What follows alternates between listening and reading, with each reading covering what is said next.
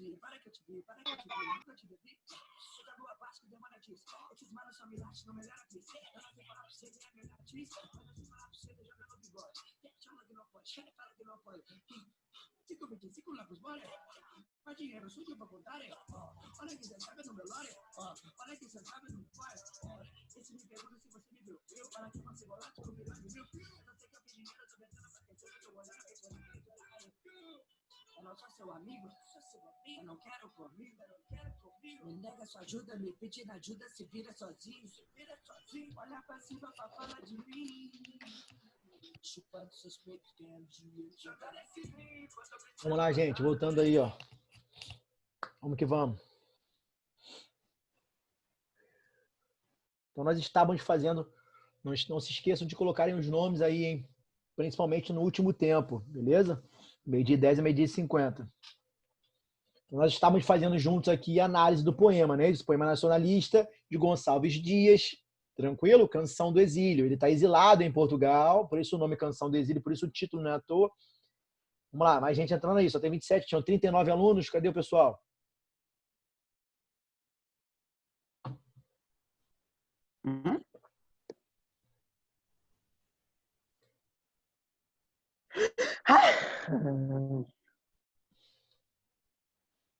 Vamos lá então, ó. Tá todo mundo dormindo. Cadê o restante, cara? 27 alunos só tinham 39? Não, tá todo mundo dormindo. Dormindo? Não, por que dormindo? A aula tá chata assim? Não. E dá sono. Então estou com sono. Já são 11 e pouco, não é hora de dormir mais não, cara. No caso, eu também tô, só que eu tô comendo. Quê? Também tô com sono, só que eu tô comendo. Aí Ah, vem tá. Aí a passa, aula, pô. aí passa o Maneiro. sono. Passa o sono, né? Vamos lá. Vamos falar agora, vamos falar sério agora. 30 alunos, daqui a pouco o pessoal chega aí. Então nós estávamos analisando juntos aqui o poema. E se o cara na questão de prova de vestibular aí pergunte as características, estão todas aí, né? Então, poema nacionalista, Canção do Exílio. Vocês perceberam que ali ele tem, mostra, está presente ali a lusofobia, ele tem pavor a Portugal, né? As aves que aqui gorjeiam, não gorjeiam como lá, ele está botando em evidência tudo que é nosso, tudo que é nacional. Então, os pássaros, né, daqui, o sabiá. Minha terra tem palmeiras, onde canto sabiá.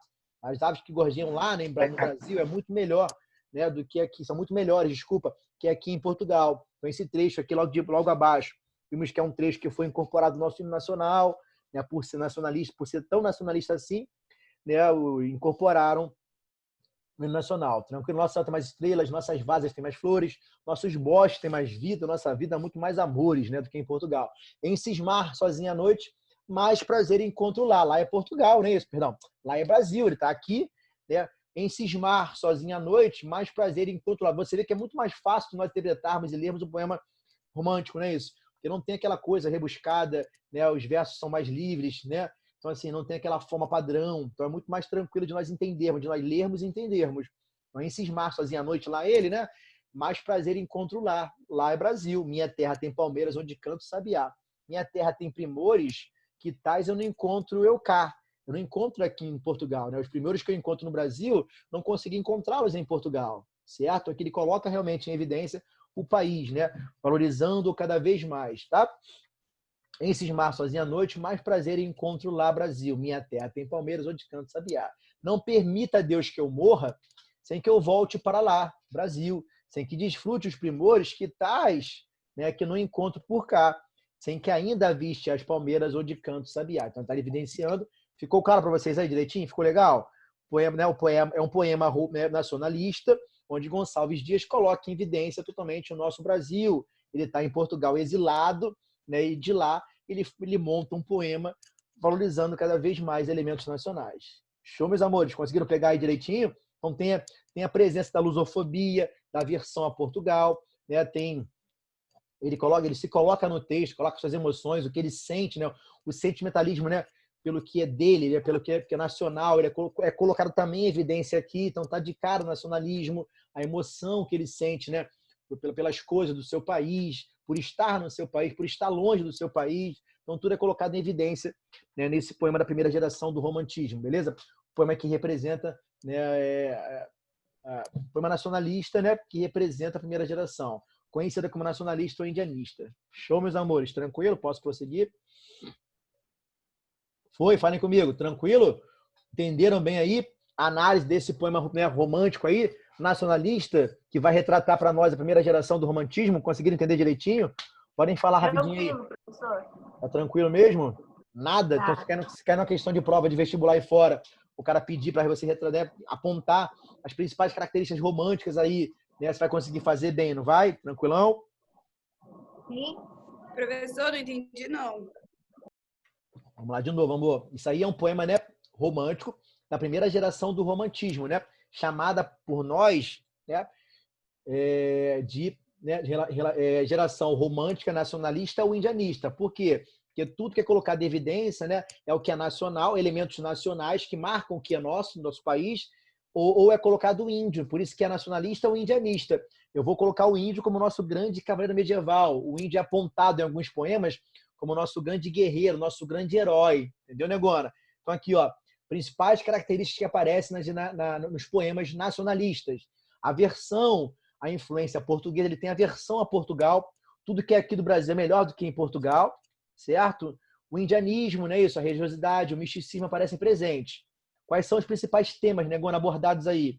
O índio é colocado em evidência, a saudade, né, e os amores impossíveis. Então retrata aqui, ó, percebe de cara que aqui ele está exilado, a canção do exílio. Gonçalves Dias, ele compõe este poema exilado, ele está em Portugal, ele vai querer, né, marcar a saudade que ele tem do Brasil, retratando, colocando em evidência os elementos nacionais, né, dos quais ele mais sente saudade. Então, minha terra tem palmeiras, onde canto sabiá. Palmeiras e sabiás, né, são representantes nacionais. Sabiá é um pássaro totalmente nacional, totalmente brasileiro, e palmeira é uma árvore totalmente nacional. Então, aqui já começa marcando a saudade que tem do Brasil, colocando em evidência a emoção, né, a saudade que está sentindo, colocando em evidência, evidenciando para nós, né, os elementos nacionais, a flora e a fauna.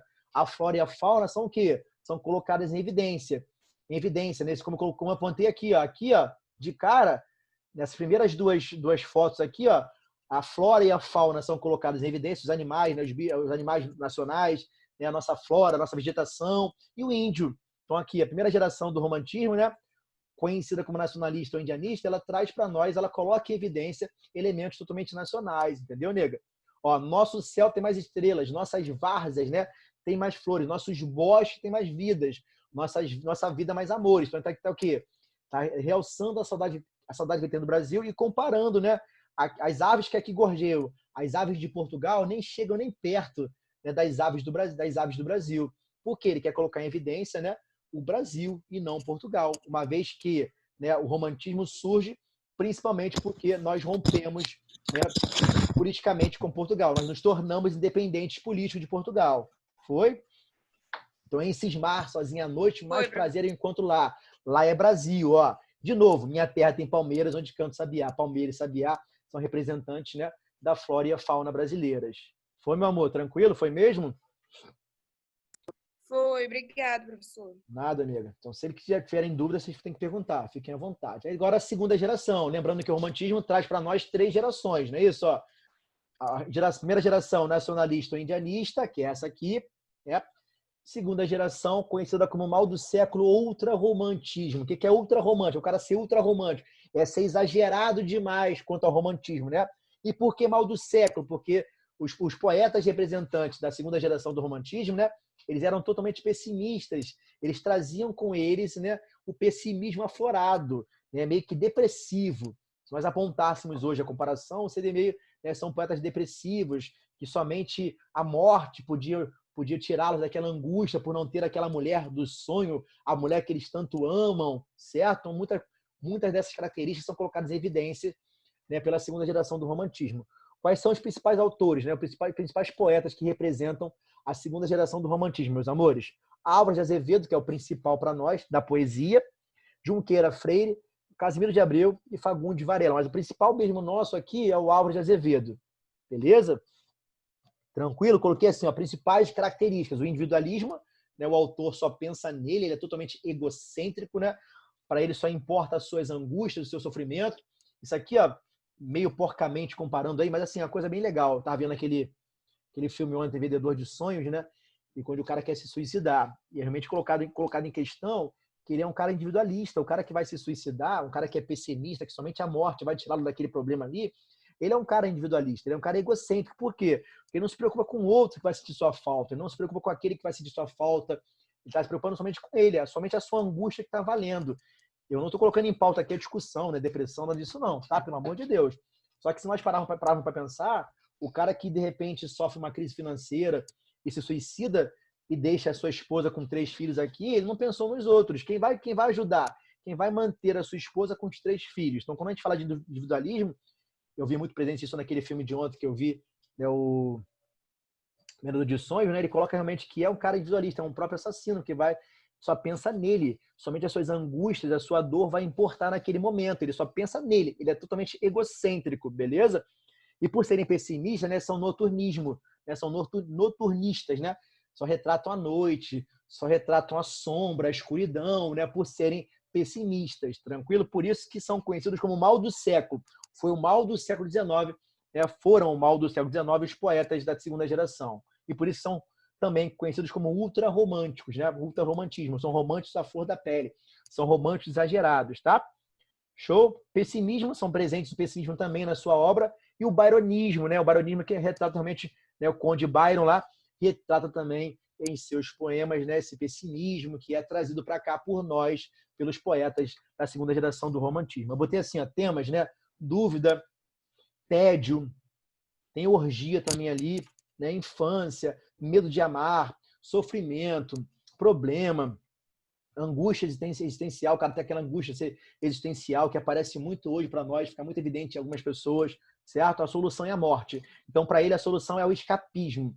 Eu só vou escapar daquilo ali através da morte. A solução para ele é a morte, certo? Ele sei lá, dá cabo à sua vida, né? Por isso que aquela parte importante que eu falei, individualismo, né? Ele é egocêntrico, somente os seus problemas importam para ele. O seu sofrimento é muito maior do que o dos outros, beleza, gente, tá? Eu não estou, de novo, eu não estou entrando na discussão, né, depressão, nada contra isso, não. Pelo amor de Deus, estou falando aqui é a parte científica, tá? Estou demonstrando a vocês as características da segunda geração do romantismo, beleza? Então a dúvida aparece, o tédio, a infância, o medo de amar alguém, né, o sofrimento, os problemas, a angústia existencial e a solução para eles, né, são evidenciadas através do poema. A solução somente é o escapismo. Eu só vou sair daquilo ali, só vou escapar daquela coisa angustiante através da morte. Tranquilo? Show, meus amores. Aí eu até associo, de vez em quando em sala de aula, eu associo essa geração àquela música do Bochecha, né?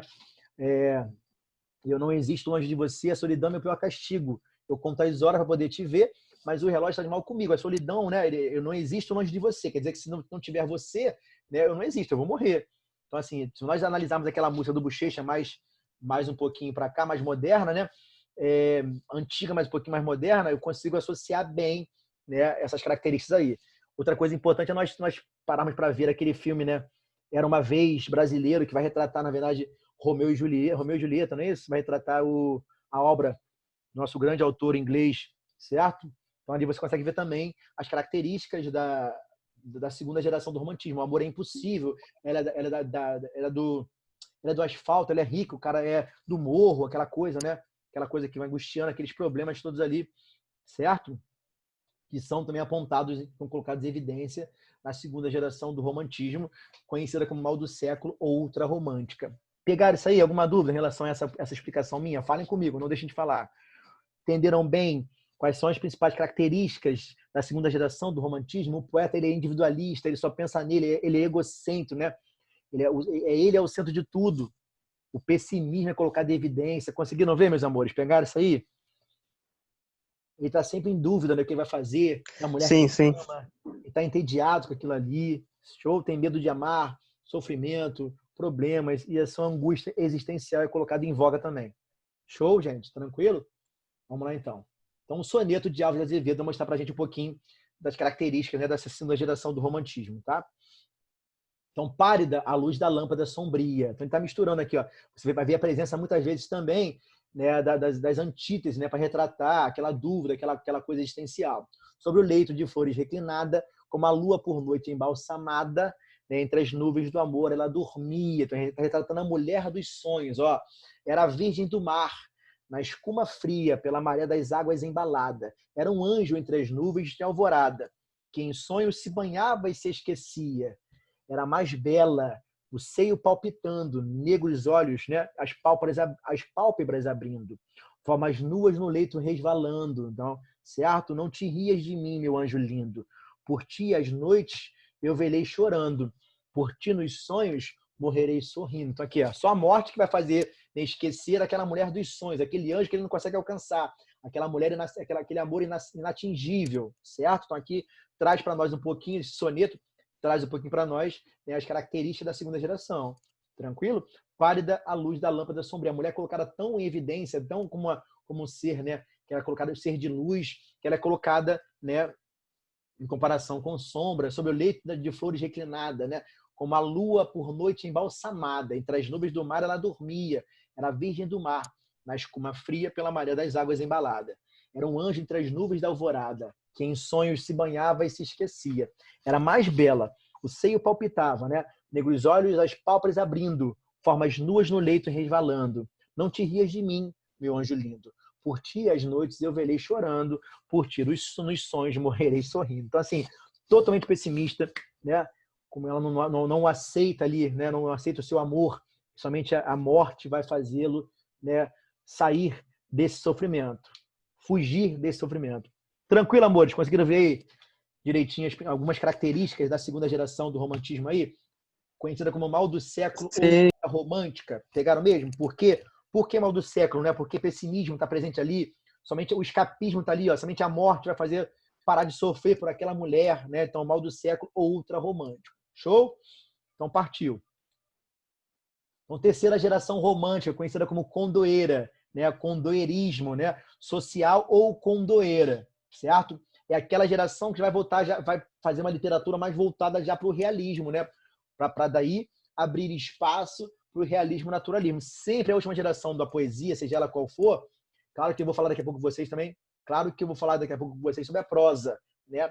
Mas ela já vai abrir espaço já para uma poesia voltada, né, ao realismo, ao natural. Tranquilo? Então, o principal autor aí foi o Castro Alves, também conhecido por nós como poeta dos escravos. Nós usamos muito, né, essa perífrase, essa antonomásia, que é a figura de linguagem, que eu vou usar o apelido, como a pessoa é chamada em muitos textos, para evitar a repetição. Então, Castro Alves ficou conhecido como poeta dos escravos, porque era totalmente a escravidão da época. Ele era, né, ele era abolicionista. A sua literatura ela era totalmente abolicionista. Ele era a favor da abolição da escravatura, certo? Ele era chato com isso, tá? Então, Castro Alves é o principal representante da literatura da terceira geração romântica, conhecida como condoeira, social ou condoeirismo, que era esse pássaro aqui, ó, que tinha a missão na época de levar mensagem de lugar para o outro. Por isso que a principal função, né, da terceira geração do romantismo, desculpa, caracterizada por Castro Alves, era trazer essa mensagem, essa denúncia social. Por isso aqui embaixo, a característica, uma poesia social, que retratava, que fazia uma denúncia, né, social da época, seja escravidão, república, né, abolição e amor erótico. Tem também um pouquinho de amor erótico aí, a mulher era mais um pouquinho erotizada, né? A mulher era mais carnal na última geração, já que eu vou sair do romantismo para ir para o realismo, né? Eu vou também, né, o que eu falei com vocês, eu vou dar brecha, vou introduzir a próxima escola literária, que era o realismo e naturalismo, certo? Como é que eu faço isso? Trazendo características já um pouquinho voltadas para a geração, para a escola que vai entrar. Então a mulher era um pouquinho mais, o contato era mais carnal, era mais erotizada. Por quê? Porque lá, né, na próxima escola, a mulher é colocada mesmo de forma real, realista, natural, né, o sexo, aquela coisa toda é colocada mais em evidência. Perfeito, meus amores? Tranquilo? Ele vai retratar a escravidão, vai retratar as coisas que acontecem na República, né? Como é que se diz? Vai retratar ali as traições, começa a retratar traições, a parte do... Retrata também a corrupção que já existia naquela época, certo? Principalmente na Bahia, tranquilo, e assim por diante. Então, o povo ao poder, Castro Alves, né? A praça é do povo, como o céu é do condor. É o antro onde a liberdade cria águias, né, em seu calor. Senhor, pois quereis a praça. Por quereis a praça? Desgraçada populaça, só tem a rua de seu. ninguém vos rouba os castelos. Tendes palácios tão belos, deixai a terra ao anteu. Ele faz uma crítica realmente a tudo que tem, né, ó, a praça do povo, né, como o céu do condor. Ele cita o pássaro condor, né, por isso condoeiro, né? É o antro onde a liberdade cria águias em seu calor. Senhor, pois quereis a praça, desgraçada, né, desgraçada população, né? Só tem a rua de seu. Ninguém vos rouba os castelos, tendes palácios tão belos, deixai a terra ao anteu. Certo? Aqui tem uma estátua, né, do Castro Alves, né, na praça que leva o nome do poeta em Salvador. Ele retrata aí, na verdade, faz uma crítica, né, à população, na verdade, a parte burguesa da cidade. Faz uma população à república, na verdade, certo? Então, o seu poema vai trazer mesmo, traz, na verdade, uma denúncia social. Ele vai criticar alguma coisa presente naquela época, principalmente na Bahia, lá em Salvador. Tranquilo, amores? Conseguiram? Eu não coloquei aqui, cara, um trecho do poema Navio Negreiro. O seu principal poema mais conhecido foi Navio Negreiro, onde ele retrata, na verdade, muitas vezes a vinda dos negros para cá em navios. E, cara, é uma coisa assim, horrível, uma coisa horrenda, na verdade. Porque assim, ele retrata de modo bem real, bem realista, já que está trazendo, né, o realismo, naturalismo. Então, ele retrata mesmo que os negros passavam, sofriam dentro do navio. Então, quando as pessoas falam muito, né, de racismo, que isso acabou, aquela coisa tanto, na verdade, assim, é muito recente, né? Século XIX, né? Só depois que na verdade, foi abolida a escravatura, né? Isso teve a abolição da escravatura, certo? Então, muitas coisas que hoje os negros passam hoje são, na verdade, retratos do que eles passaram lá. Então, assim, falar que a escravidão acabou, né, que nós somos contra as bolsas, né, as cotas para negros, né, é muito complicado, já que você fica bem evidente, principalmente em trechos de Navio Negreiro, o quão os negros sofriam, né, na vinda para cá, para o nosso Brasil. Beleza, meus amores? Show? Então, na verdade, assim, tem trechos lá que retratam realmente a angústia da mãe, né, por tentar abortar o seu filho, para que o seu filho não sofresse toda aquela angústia, todo aquele sofrimento que eles passavam, né, dentro do navio para vir para cá. Beleza? E, assim, é coisa angustiante. Tinha muitos que se matavam, se jogavam no navio por não quererem passar por aquela coisa tão horrenda, aquele sofrimento tão forte dentro do navio negreiro. Tranquilo? Depois, com mais calma, eu até esqueci de colocar no slide para vocês, na verdade, essa parte aí. Beleza? Então, olha só, rapidinho, ó. Então, a parte da prosa, a ficção, né? Romances urbanos. José de Alencar são os principais representantes dos romances urbanos, que vão retratar, na verdade, né, o que acontecia nas periferias, né, cariocas, baianas, na verdade, e outras mais. Então, José de Alencar, Joaquim Manuel de Macedo, Manuel Antônio de Almeida são os principais representantes dos romances urbanos, certo? Aqui eu já falo de prosa, de ficção, e era só poesia, show? Romances regionalistas, né? José de Alencar, Bernardo Guimarães, Franklin Távora, Visconde de Tunai. São os principais representantes dos romances regionalistas, que vão retratar aquela região específica, valorizá-la, não é isso? Ó. Indianistas, José de Alencar, né? E aqui faltou o T, perdão, histórico também, José de Alencar. Um romance indianista que vai retratar o índio, né, como o nosso grande cavaleiro medieval, também retratado muitas vezes em prosa, em romances, e romances históricos, que vai marcar também a luta do índio, né? Vai retratar alguma coisa que aconteceu no nosso país, certo? Então, são exemplos de romances, né, da prosa romântica no nosso Brasil. Tranquilo? Eu coloquei romance romântico, romances indianistas, que exaltam o nosso nativo. Nossos nativos refletem o nacionalismo e a exaltação da natureza pátria. Então, o Guarani, Iracema, na verdade, eles vão trazer sempre para nós isso. Né? Esses romances indianistas vão retratar, né, o índio, né, o Guarani, a Iracema, aquela Índia, né? Isso vai colocar em evidência tanto no nativo, né? Vamos colocar o índio como nosso grande cavaleiro medieval, e vão estar evidente também ali, vai estar evidente, desculpa também, né, o nacionalismo ali. A situação da natureza, a pátria, assim por diante, tá? A flora e a fauna vão ser colocadas também em evidência, tá? E assim por diante, meus amores. Romances regionalistas afirmam características localizadas e peculiares ao nosso povo, feito também de escravos, soldados, sertanejos, né? Então são romances que vão valorizar coisas nossas, nossos soldados, nossos sertanejos, né? Os escravos vão colocar em evidência, né? Para mostrar ali, para exaltar o que é nosso, tranquilo? Então, o gaúcho e o tronco do IP, certo? O gaúcho marca realmente, né, uma figura regionalista, né? E o tronco do IP marca também, né, essa parte peculiar do nosso Brasil também, certo? Que é o IP. Show? Então, romances históricos. numa visão ufanista, revivem momentos importantes e críticos da nossa formação nacional. Vão retratar aí, né, isso, coisas importantes que apareceram no nosso cenário nacional. Tranquilo? Então, as Minas de Pratas, né, a Guerra dos Mascates, então são alguns romances, né, históricos retratados no século XIX, com a função de trazer, na verdade, reviver, né, momentos importantes e críticos da nossa formação nacional. Show, meus amores?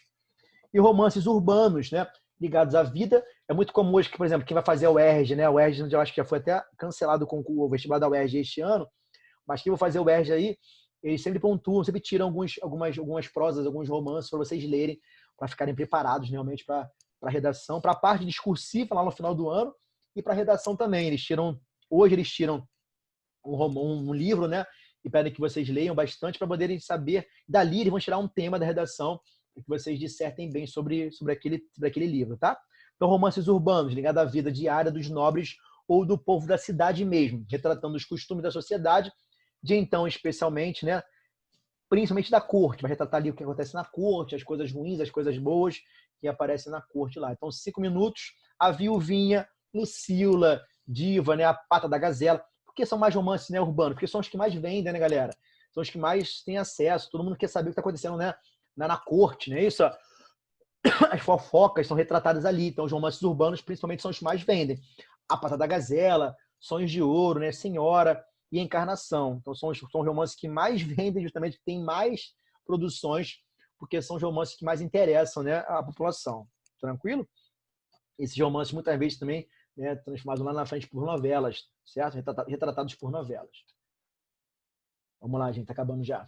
Então, O Filho do Pescador, né, de Teixeira de Souza, primeiro romance de qualidade, né, é A Moreninha, de Joaquim Manuel de Macedo, lançado em 1844. É considerado como romance urbano, certo? Então, o primeiro romance, né, o primeiro romance de qualidade é A Moreninha, de Joaquim Manuel de Macedo. O primeiro romance é esse, O Filho do Pescador, de Teixeira de Souza, em 1843. Mas o primeiro romance de qualidade mesmo, que é tido como um romance muito bom, é o Joaquim Manuel de Macedo, lançado em 1844 e considerado, né, como romance urbano, certo? É que vai retratar uma parte específica da periferia, né? Uma parte específica urbana, tá? Então, O Filho do Pescador, de Teixeira de Souza, e A Moreninha são as capas dos livros aí, dos romances na época, né, que evidenciam para nós aí, certo? A prosa no romantismo. Tranquilo? Eu botei só aqui para falar um pouquinho deles. Joaquim Manuel de Macedo, obras A Moreninha, né, e O Moço Loiro. A Moreninha principal dele, né, que vai, na verdade, trazer a poesia, a parte da prosa, perdão, romântica para nós, o romance urbano, 1844, e O Moço Loiro, 45. Bernardo Guimarães, né, a obra de Escravizaura, retrata a Escravizaura, o seminarista, né, o garimpeiro e o ermitão de Mucunhé, certo? 1865. São livros, são obras deles, são prosas desses grandes autores aí. A Escravizaura vocês já viram retratada até em novela, né, isso mais à frente, temos de novela da Escravizaura e assim por diante, né? São obras, né, também retratadas, obras urbanas também, tá? Romances urbanos. Então, Manuel Antônio de Almeida, né, que traz para nós Memória do Centro de Milícia, em 1852. Visconde de Tunai, né, Inocência, 72. A Mocidade de Trajano. E obras O Encilhamento, né, Tirada de Laguna. Escreveu contos e depoimentos de peças teatrais. Então, também aí foi importante, né? Podemos chamá-lo de teatrólogo também. Foi um importante teatrólogo daquela época lá, tá?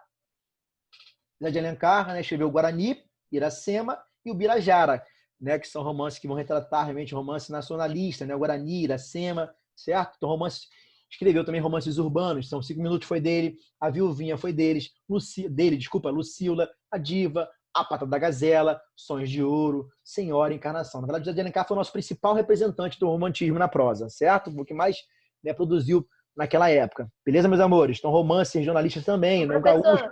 Oi, amor, desculpa. Eu acho que a gente já leu os 3 para fazer a prova de geração. Já leram lá atrás lá? Uhum. Show de bola. Então, vocês gostaram dos livros? Gostaram dessas obras aí?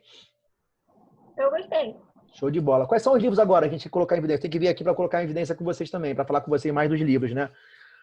Durante as aulas ao vivo também, eu falar com vocês sobre os livros, sobre as nossas obras que foram escolhidas por nós aí, né?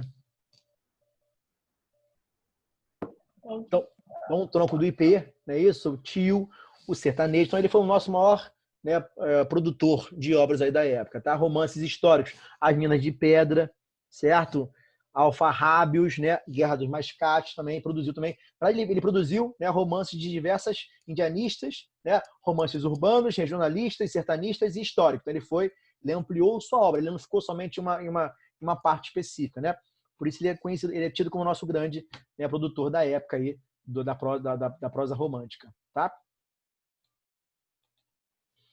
Então, teatro, né? Tragédias, dramas e comédias. Martim Pena de Alencar também foi teatrólogo, Gonçalves Dias também foi teatrólogo, Gonçalves Magalhães também foi teatrólogo, produziram, né, peças teatrais para nós da época. Então, tragédias, dramas e comédias. Nós produzimos tragédia da época, dramas e comédias também. Show, meus amores? Então, Antônio Gonçalves Dias, né, rigor formal, ele trazia um rigor mais formal, coisa que não era muito peculiar da época, né? O romantismo trazia uma forma mais relaxada contra a parte formal. Inspiração criadora, expressividade no ritmo de fazer, né? Uso de redondilhas, inspiração medieval, paralelismo, né? Ele tinha um pouquinho de inspiração medieval, temas pátria, índio, mulher idealizada, né? Aquela coisa que nós já vimos lá. Obras, primeiros cantos, segundos cantos, últimos cantos, e assim por diante. Antônio Gonçalves Dias. Então, Gonçalves Dias, né? Nosso principal representante aí, primeira geração do romantismo no Brasil, na poesia. Então, ele tinha essa é uma das principais características dele. Rigor formal, inspiração criadora, né? Ele era expressividade no ritmo, para você pegar aqui, parece uma música realmente, a sua poesia. Não é à toa que aquele trecho foi retirado dali, colocado no hino nacional, que é cantado, certo? Então, tem essa coisa no ritmo também. Ele usava muito a redondilha para ficar muito mais fácil, né, de nós entendermos, né? Para ficar essa coisa meio cantada realmente. Ele tinha inspiração medieval, paralelismo, né? E os principais temas abordados por eles, né? Pátria, índio, a mulher idealizada, né? E assim por diante. Show, meus amores? Vamos lá, passar, tá acabando já. Casimiro de Abreu foi um ultra romântico, juntamente com o nosso grande Álvares de Azevedo, né? Ultra romântico, mal do século. Ele tinha, né, claramente em suas obras, né, o pessimismo em evidência, aquela coisa toda, saudade da infância também. Também foi um idealizador da pátria, também podia se colocá-lo também como, né, com um poeta também da primeira geração. Trazia um pessimismo, morbidez, certo? O pessimismo era bem evidente na sua obra também.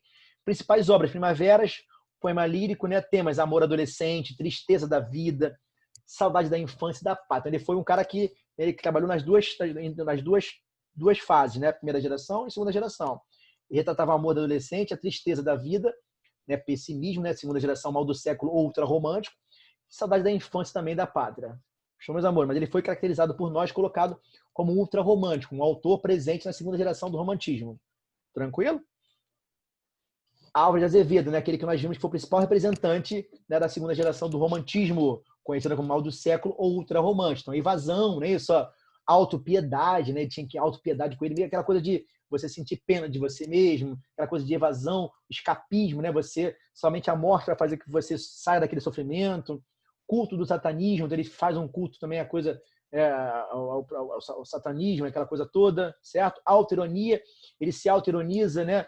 Colocando, né, sempre colocando para baixo, aquela coisa toda. Então, principais obras: Lira dos 20 anos, Noite na Taverna, O Conde Lopo, né, e Macário, Santanismo, a versão a São Paulo, que ficou errado sem querer ali o acento grave. Então, ele também retrata a versão que ele tem a São Paulo, certo? E assim por diante.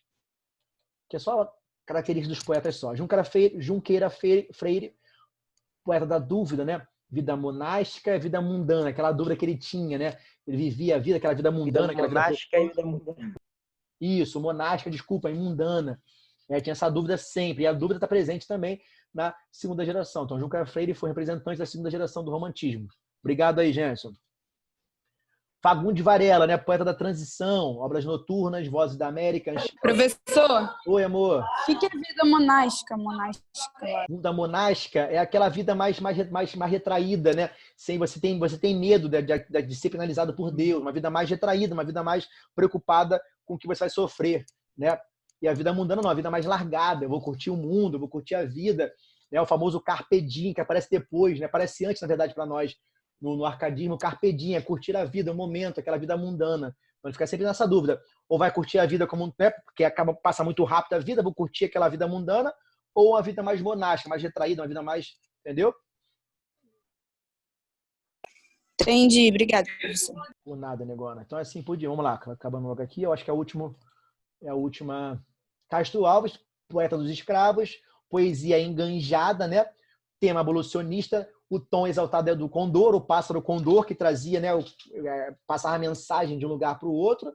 Por isso, a terceira geração do romantismo, né, condoeira ou social, logo de cara trazida por Castro Alves, tinha uma poesia engajada, né, em fazer uma crítica social, em combater a abolição da escravatura, combater a escravidão na época, aquela coisa toda. Então, o principal tema, né, do Castro Alves é um tema abolicionista. Ele tinha sempre aquela coisa de criticar a escravidão do negro, certo? Mulher sensual, mulher é mais colocada, né, como parte erótica, mais sensualizada, a prática poética versus o exercício amoroso. Então ele vai colocar essa evidência, aquela prática de fazer poesia com o exercício de amar, o exercício amoroso. Então assim, é muito colocada em conflito também. Perfeito, amor. Mas o Castro Alves foi o nosso representante da terceira geração do romantismo, conhecida como realmente condoeira, né? Geração condoeirismo ou social.